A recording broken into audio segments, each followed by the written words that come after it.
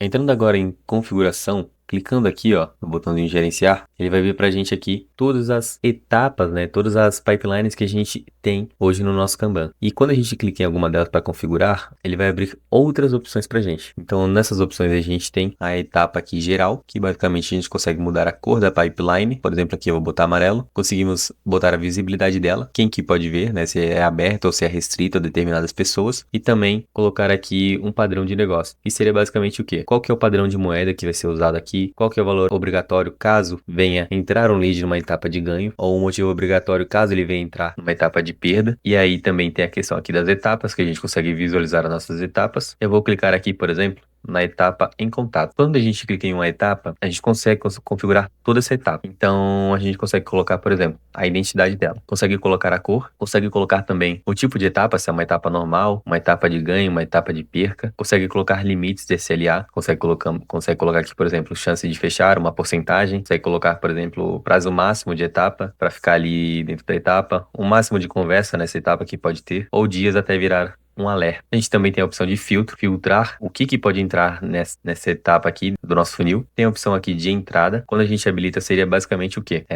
Toda conversa que chegar dentro de Jonas Rodrigues WhatsApp, que é o canal de WhatsApp meu pessoal, ele vai vir diretamente a esta etapa em contato, certo? Basicamente é isso. Transferências. O que seria transferências? Quando a gente habilita ela, a gente consegue, por exemplo, se chegar alguma conversa aqui, eu quero que ele já seja automaticamente transferido para uma outra etapa. Vamos supor que ele é uma etapa de ganho. Se ele entrou numa etapa de ganho, depois eu quero que ele seja direcionado para uma triagem de suporte. Então, entrou na etapa de ganho, ele já vai ir para a etapa de triagem de suporte. Então, a gente configura caso a gente queira automatizar o processo do Kanban. Mensagens. O que seria mensagem? Seria basicamente mandar uma mensagem para ele ou um template do WhatsApp e que vai ser encaminhado para esse cliente. Então, a gente seleciona aqui o template, coloca as variáveis, tá? E automaticamente já manda para o meu cliente quando entra nessa etapa do Kanban. Tá? Nessa etapa do funil. Movimentação. O que seria? Mover até determinado tempo parado. Quando a gente habilita aqui, por exemplo, se ele fica um dia parado, eu quero que ele vá automaticamente para uma outra etapa. Talvez uma etapa aqui de acompanhamento, por exemplo, para contatar. E automaticamente já está configurado. Se esse lead ficar um dia parado na etapa em contato, ele vai ir para uma outra etapa que é o funil